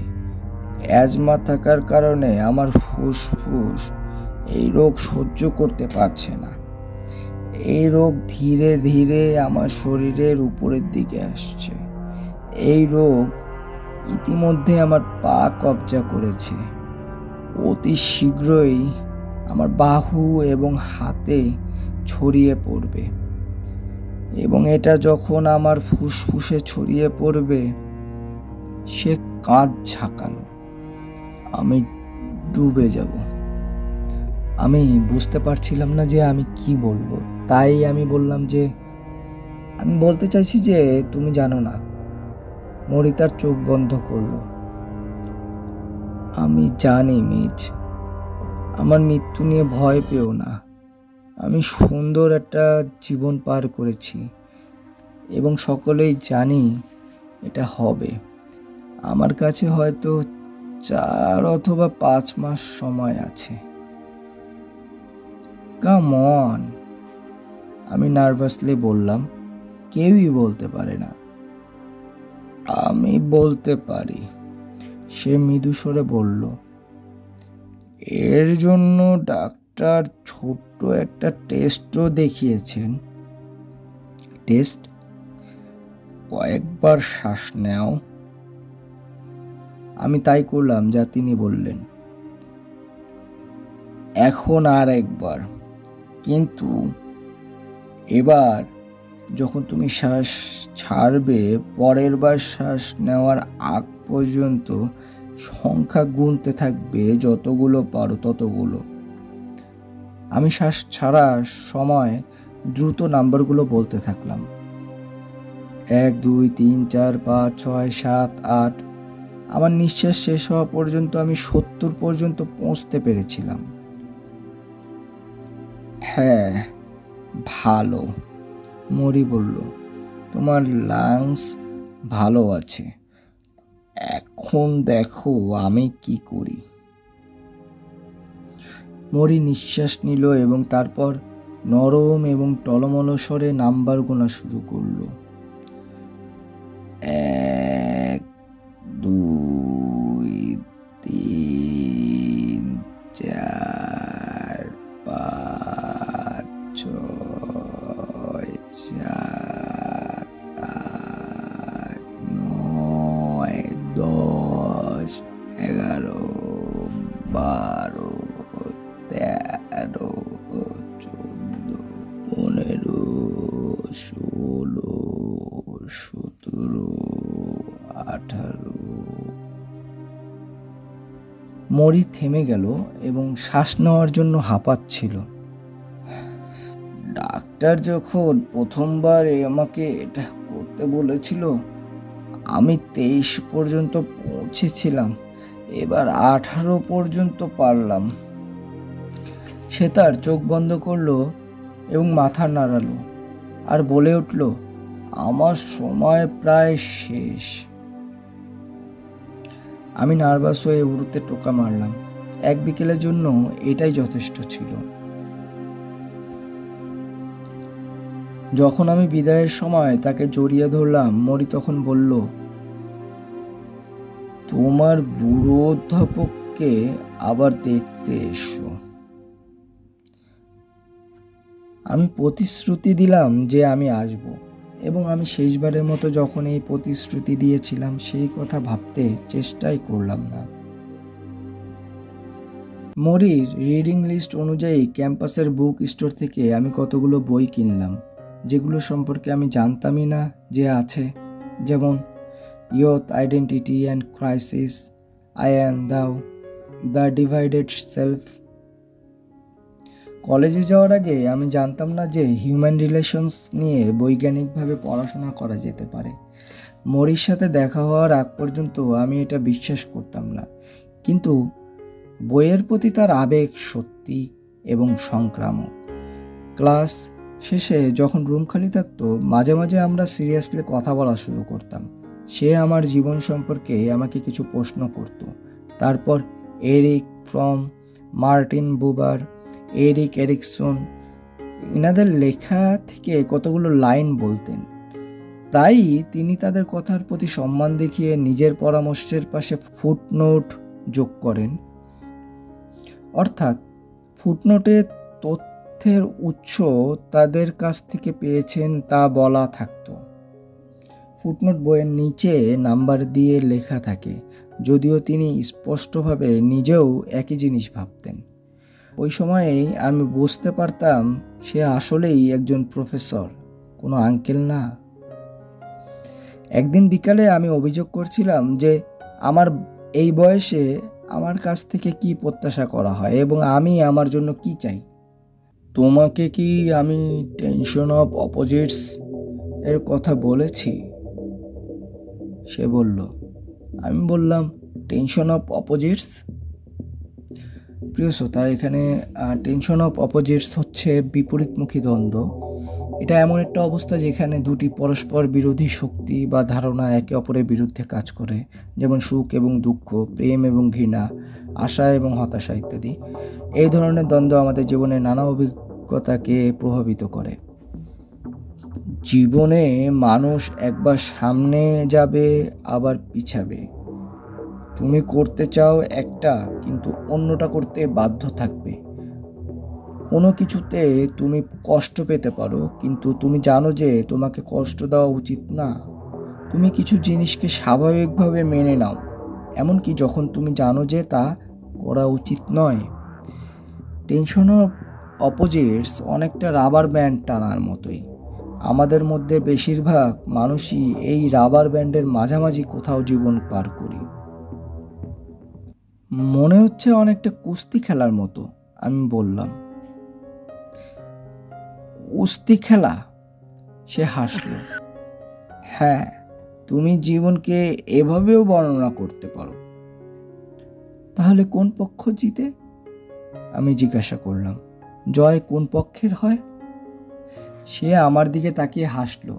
তার কোটরে ঢুকে যাওয়া চোখ আর আঁকাবাঁকা দাঁত। ভালোবাসা জিতে। সবসময় ভালোবাসারই জয় হয়। প্রিয় শ্রোতাবৃন্দ, ভিডিওটি যদি আপনাদের ভালো লেগে থাকে তাহলে দয়া করে একটি লাইক করবেন। প্রিয় লিসেনার্স, আপনারা ইচ্ছা করলে প্লেলিস্টের অডিও বুক সেকশন থেকে অন্যান্য বইয়ের অডিও বুক শুনতে পারেন। প্রিয় লিসেনার্স, ভিডিওটিতে যদি কোনো ভুল হয় তাহলে তা দয়া করে ক্ষমাসুন্দর দৃষ্টিতে দেখবেন। পরবর্তী অধ্যায়, চ্যাপ্টার 7, টেকিং অ্যাটেন্ডেন্স। কয়েক সপ্তাহ পর আমি লন্ডনে চলে গেলাম। আমি উইম্বলডন খেলা কভার করছিলাম।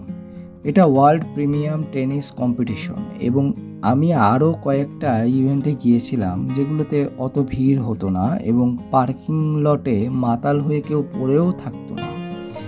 ইংল্যান্ডের আবহাওয়া গরম এবং মেঘাচ্ছন্ন ছিল এবং প্রতিদিন সকালে টেনিস কোর্টের কাছাকাছি গাছের সারিযুক্ত রাস্তা দিয়ে আমি হাঁটতাম। হাঁটার সময় আমি দেখতাম যে কিশোর কিশোরীরা টিকিটের জন্য লাইনে দাঁড়িয়ে আছে এবং দোকানিরা স্ট্রবেরি এবং ক্রিম বিক্রি করছে। গেটের বাহিরে একটা পত্রিকার দোকানও ছিল যেখানে অর্ধ ডজন রঙিন ব্রিটিশ ট্যাবলয়েডস বিক্রি করা হতো। এগুলোর মধ্যে অর্ধনগ্ন মহিলাদের ছবি, পাপারাজ্জিদের তোলা রাজকীয় পরিবারের সদস্যদের ছবি, রাশিফল, খেলাধুলা, লটারি প্রতিযোগিতা এবং কিছু সত্যিকারের খবর থাকত। দিনের শীর্ষ শিরোনামটি একটি ছোট ব্ল্যাকবোর্ডে লেখা থাকত, যা সর্বশেষ পত্রিকার স্তূপের পাশে হেলান দেওয়া থাকত। সাধারণত সেখানে লেখা থাকত, ডায়ানার সাথে চার্লসের ঝগড়া, বা গাজা টিমকে বলছে আমাকে কোটি টাকা দাও। প্রিয় শ্রোতা, গাজা হলেন একজন ইংরেজি প্রাক্তন পেশাদার ফুটবল। তিনি তার প্রজন্মের সেরা প্লেমেকারদের মধ্যে একজন। আমরা গল্পে ফিরে আসছি। মানুষ এসব ট্যাবলয়েড কিনে নিজেদের মধ্যে গল্পে মশগুল হয়ে যেত। আর আগেরবার ইংল্যান্ডে গিয়ে আমিও সবসময় একই কাজ করেছি, কিন্তু এখন কোনো এক কারণে আমি সিলি বা অপ্রয়োজনীয় কিছু পড়লেই মরির কথা ভাবি। আমার চোখের সামনে জাপানি ম্যাপল গাছ, কাঠের মেঝের ওই ঘর চলে আসতো যেখানে মরি শ্বাস গুনত এবং প্রতিটি মুহূর্ত তার প্রিয়জনদের মাঝে অতিবাহিত করত। যখন আমি ব্যক্তিগতভাবে আমার জন্য কোনো অর্থবহ নয় এমন বিষয়গুলিতে ঘন্টার পর ঘন্টা ব্যয় করতাম, চলচ্চিত্র তারকা, super model, princess Diana, Madonna বা জন এফ কেনেডি জুনিয়রের সাম্প্রতিক গুঞ্জন, মরির সময় কমে আসছিল আর এই ব্যাপারটি আমার জন্য আফসোসের ছিল। কিন্তু অদ্ভুতভাবে মরি যে কোয়ালিটি টাইম পার করছিল সেটা নিয়ে আমি ঈর্ষান্বিত হতাম। আমরা কেন এত সব ডিস্ট্রাকশন নিয়ে সময় নষ্ট করতাম? আমেরিকাতে ওজে সিম্পসন মামলাটি পুরোদমে চলছিল এবং অনেক মানুষ তার পুরো লাঞ্চের বিরতি এটি দেখতে দিয়ে দিত, তারপর বাকি অংশ রেকর্ড করে রাখতো যাতে রাতে বাকি অংশ দেখতে পারে। তারা ওজে সিম্পসনকে চিনত না, তার মামলার সাথে জড়িত কাউকেই চিনত না, তবুও তারা তাদের জীবনের দিন এবং সপ্তাহ হারিয়ে ফেলতো অন্য কারো নাটকে আসক্ত হয়ে। আমার মনে পড়তো যখন মরির সাথে দেখা করতে গিয়েছিলাম তখন মরি কি বলেছিল, আসলে আমাদের যে সংস্কৃতি রয়েছে তা মানুষকে তাদের নিজেদের সম্পর্কে ভালো বোধ করায় না। আমাদের এটা বলার মতো যথেষ্ট শক্তিশালী হতে হবে যে সংস্কৃতি যদি কাজ না করে তবে তা গ্রহণ করবেন না। মরি অসুস্থ হওয়ার অনেক আগে থেকেই এই শব্দগুলোর মতোই তার নিজস্ব কালচার তৈরি করে নিয়েছিল। ডিসকাশন গ্রুপস, ফ্রেন্ডসদের সাথে হাঁটা, পছন্দের মিউজিকের সাথে হার্ভার্ড চার্চে নাচা, এগুলো তার বানানোর নতুন সংস্কৃতির অংশ ছিল। সে গ্রিন হাউস নামে একটা প্রজেক্ট শুরু করেছিল যেখানে গরিব লোকজন মেন্টাল হেলথ সার্ভিসগুলো পেত। তার ক্লাসগুলোর জন্য নতুন নতুন আইডিয়া খুঁজে পাওয়ার জন্য সে বই পড়ত, কলিগদের সাথে দেখা করত, পুরাতন ছাত্রছাত্রীদের সাথে যোগাযোগ রাখত, দূরের বন্ধুদের কাছে চিঠি লিখত। সে খাওয়া দাওয়া এবং প্রকৃতি দেখতে অনেক সময় নিত এবং সে টিভি সিরিয়াল এবং সাপ্তাহিক মুভি দেখে সময় নষ্ট করত না। সে মানবিক কার্যকলাপের একটি আবরণ তৈরি করেছিল, কনভারসেশন, ইন্টারাকশন, অ্যাফেকশন, এবং এটি তার জীবনকে উপচে পড়া সুপের বাটির মতো পূর্ণ করেছিল। আমিও আমার নিজের কালচার তৈরি করে নিয়েছিলাম, শুধু কাজ আর কাজ। ইংল্যান্ডে আমি 4টা অথবা 5টা মিডিয়াতে কাজ করেছি, অনেকটা জাগলিং করার মতো। প্রিয় শ্রোতা, জাগলিং মানে হলো একসাথে একাধিক বস্তু নিক্ষেপ করা ও ধরার মাধ্যমে শূন্যে রাখা। যেমন সার্কাসে শিল্পীরা বল, রিং বা অন্যান্য জিনিস শূন্যে রেখে খেলে। এই শব্দটি রূপক অর্থেও ব্যবহার করা যেতে পারে, যেমন একাধিক কাজ বা দায়িত্ব একসাথে সামলানো। আমরা আবার গল্পে ফিরে আসছি। আমার স্টোরিগুলো আমেরিকা পাঠানোর জন্য আমি দিনে 8 ঘন্টা কম্পিউটারে সময় দিতাম। তারপর আমি আমার ক্রুদেরকে সাথে করে নিয়ে লন্ডনের বিভিন্ন জায়গায় যে টিভির জন্য ছোট ছোট শো তৈরি করতাম। প্রতিদিন সকালে এবং বিকালে ফোন করে রেডিও রিপোর্টে পাঠাতাম। এটা কোনো বোঝাস্বরূপ ছিল না। বছরের পর বছর আমি পরিশ্রমকে আমার সঙ্গী বানিয়ে নিয়েছিলাম এবং সব কিছু একপাশে সরিয়ে রেখেছিলাম। উইম্বলডনের সময় আমি আমার অফিসের কাঠের তৈরি ছোট কেবিনে এগুলো কিছু না ভেবেই খাবার খেয়ে নিতাম। একটি বিশেষ দিনে একদল সাংবাদিক আন্দ্রে আগাসি এবং তার বিখ্যাত বান্ধবী ব্রুক শিল্ডসকে তাড়া করার চেষ্টা করছিল। আমি একটি ব্রিটিশ ফটোগ্রাফারের ধাক্কা খেয়ে পড়ে যাই, যিনি সামান্য দুঃখিত বলেই তার বিশাল ধাতব লেন্স গলায় ঝুলিয়ে সামনে এগিয়ে যান। তখন আমি মরির আরেকটি কথা মনে করি, বেশিরভাগ লোকেরই তাদের জীবনের কোনো উদ্দেশ্যই থাকে না।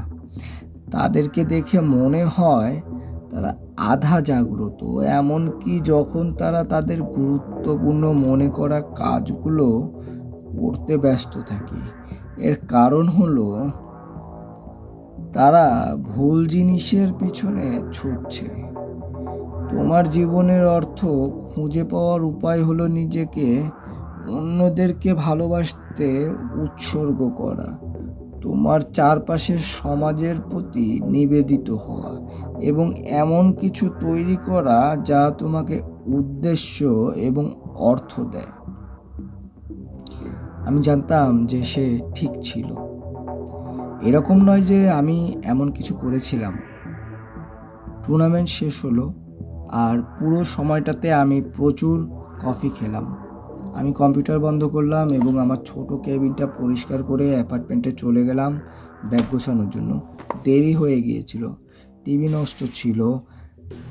আমি শেষ বিকেলে ডেট্রয়েটে পৌঁছালাম এবং কোনোরকমভাবে বাসায় যেয়ে ঘুমিয়ে পড়লাম। তারপর আমি এক ধাক্কা খাওয়ার মতো খবর পেয়ে ঘুম থেকে উঠলাম যে আমার পত্রিকার যে ইউনিয়নগুলো আছে তারা ধর্মঘট করছে। অফিস পুরোপুরি বন্ধ ছিল। সামনের প্রবেশদ্বারে ছিল পিকেটাররা, মানে প্রতিবাদকারীরা, এবং রাস্তায় মিছিলকারীরা স্লোগান দিতে দিতে হাঁটছিল। ইউনিয়নের একজন সদস্য হিসেবে আমার কোনো বিকল্প উপায় ছিল না। হঠাৎ করেই জীবনে প্রথমবারের মতো আমি বেকার হয়ে পড়লাম। বেতন বন্ধ হয়ে গিয়েছিল এবং আমার এমপ্লয়ার্সদের বিপরীতে দাঁড়িয়ে গেলাম। ইউনিয়ন নেতারা আমার বাড়িতে ফোন করে সাবধান করলেন যে আমি যেন আমার আগের সম্পাদকদের সাথে কোনো যোগাযোগ না করি। এডিটর্সদের মধ্যে অনেকেই আমার বন্ধু ছিল। তারা যদি ফোন করে তাদের পক্ষে কথা বলার চেষ্টা করে তাহলে যেন আমি ফোন কেটে দিই। জয়লাভ করার আগ পর্যন্ত আমরা সংগ্রাম চালিয়ে যাচ্ছি। ইউনিয়নের নেতারা সৈনিকদের মতো শপথ গ্রহণ করলো। আমি কনফিউজ ছিলাম এবং ডিপ্রেশনে চলে গিয়েছিলাম। যদিও টিভি এবং রেডিওর কাজগুলো থেকে আমি টাকা পেতাম, কিন্তু পত্রিকা ছিল আমার লাইফ লাইন, আমার অক্সিজেন। প্রতিদিন সকালে আমি যখন আমার স্টোরিগুলো প্রকাশিত হতে দেখতাম, আমি জানতাম যে অন্তত একভাবে তো আমি বেঁচে আছি। এখন আর তেমনটা রইল না। এবং যখন থেকে ধর্মঘট শুরু হলো, প্রথম দিন, দ্বিতীয় দিন, তৃতীয় দিন, সে সময় কিছু ফোন আসতো, গুজব শুনতাম যে এটি কয়েক মাস ধরে চলতে পারে। তখন আমি অনেক চিন্তিত হয়ে পড়তাম। আমার সব কিছু ওলটপালট হয়ে গিয়েছিল। সে সময় প্রতি রাতে স্পোর্টিংয়ের ইভেন্টস হতো যা আমি কভার করতে যেতাম। তা না করে এখন আমি ঘরে বসে থাকি এবং টিভিতে ইভেন্টসগুলো দেখি। আমি ভাবতে অভ্যস্ত হয়ে গিয়েছিলাম যে পাঠকদের যে কোনোভাবেই আমার লিখা কলামের প্রয়োজন। আমি অবাক হয়ে গেলাম যে আমার অনুপস্থিতিতেও কি সহজেই সব কিছু চলতে থাকলো। এগুলোর এক সপ্তাহ পরে আমি ফোন উঠালাম এবং মরিকে কল করলাম। কোনি ফোনের কাছে মরিকে নিয়ে আসলো। তুমি আমাকে দেখতে আসতেছো, তিনি বললেন। এটি প্রশ্ন নয়, বরং আদেশ ছিল। তাহলে কি আমি চলে আসব? মঙ্গলবারে কেমন হয়? মঙ্গলবারে হলে তো ভালোই হয়, আমি বললাম। মঙ্গলবার ঠিক আছে। আমার দ্বিতীয় বর্ষে আমি তার আরো 2টো কোর্স নিয়েছিলাম। মাঝে মাঝে আমরা ক্লাসরুমের বাইরেও শুধুমাত্র কথা বলার জন্য দেখা করতাম। এর আগে আমি কখনো কোনো অ্যাডাল্ট মানুষের সাথে, যিনি আত্মীয় নন, এমন করিনি। তবুও মরির সাথে এমন দেখা করে কথা বলতে আমি কমফোর্ট ফিল করতাম এবং তিনিও সময় বের করতে স্বাচ্ছন্দ্য বোধ করতেন। আজ আমরা কোথায় যাব? আমি তার অফিসে ঢুকতেই তিনি হাসি মুখে জিজ্ঞেস করেন। বসন্তকালে আমরা সমাজবিজ্ঞান ভবনের বাইরে একটি গাছের নিচে বসতাম, আর শীতকালে আমরা তার ডেস্কের পাশে বসতাম। আমি আমার ধূসর সুইট শার্ট এবং এডিডাস স্নিকার্স পরতাম, আর মরি পরতেন রকপোর্ট জুতো এবং কর্ডুরয় প্যান্ট। প্রতিবার যখন আমরা কথা বলতাম তিনি আমার এলোমেলো কথাগুলো মনোযোগ দিয়ে শুনতেন, তারপর কিছু লাইফ লেসন দেওয়ার চেষ্টা করতেন। তিনি আমাকে সতর্ক করতেন যে টাকা সবচেয়ে গুরুত্বপূর্ণ জিনিস নয়, কিন্তু ক্যাম্পাসের বেশিরভাগ মানুষই মনে করতো যে টাকা সবচেয়ে গুরুত্বপূর্ণ জিনিস। তিনি আমাকে বলেন যে আমাকে পূর্ণ মানব হতে হবে। তিনি তারুণ্যের বিচ্ছিন্নতার কথা এবং আমার চারপাশের সমাজের সাথে কানেক্টেড থাকার প্রয়োজনের কথা বলেন।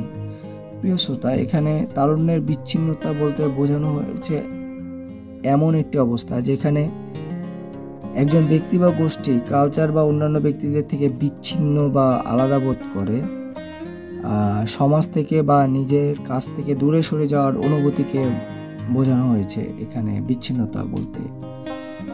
এদের মধ্যে কিছু জিনিস আমি বুঝতাম, আবার কিছু বুঝতাম না, এতে কিছু আসে যায় না।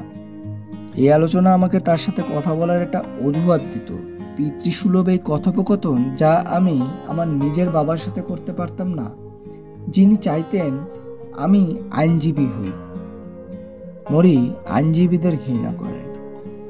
কলেজ থেকে বের হয়ে তুমি কি করতে চাও? তিনি জিজ্ঞাসা করেন। আমি একজন সঙ্গীত শিল্পী হতে চাই। আমি বললাম, পিয়ানো বাদক। চমৎকার। তিনি বললেন, কিন্তু এই জীবন তো অনেক কঠিন। হ্যাঁ, অনেক হাঙ্গর আছে, আমি সেটাই শুনেছি। প্রিয় শ্রোতা, এখানে হাঙ্গর বলতে এমন ব্যক্তিদের বোঝানো হয়েছে যারা প্রতিযোগিতামূলক বা নিষ্ঠুর হতে পারে, বিশেষ করে যারা ক্ষতি করতে বা সুযোগ নেওয়ার চেষ্টা করতে পারে আর কি। যদি তুমি সত্যি এটা চাও তবে তোমার স্বপ্ন পূরণ করতে পারবে। তার এমন কথা বলার জন্য আমি তাকে জড়িয়ে ধরতে চেয়েছিলাম এবং ধন্যবাদ জানাতে চেয়েছিলাম, কিন্তু আমি এতটা খোলামেলা না, তাই শুধু মাথা নাড়লাম।